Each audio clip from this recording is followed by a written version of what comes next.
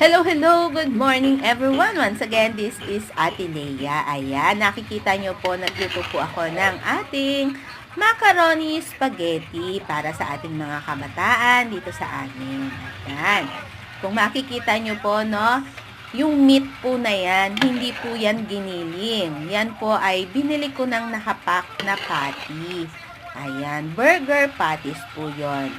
Prinito ko muna, then in-slice ko siya ng maliliit, then ginisa ko po siya sa sibuyas, sa bawang, then nilagay na din po natin yung ating tender juicy hotdog. Syempre hindi po yan mawawala dahil ang mga bata, alam nyo na kung ano naman yung paborito nila. Hindi po ito sponsored, pero masayang masaya lang po akong gamitin ang tender juicy hotdog para sa mga ganitong putahe. Ayan.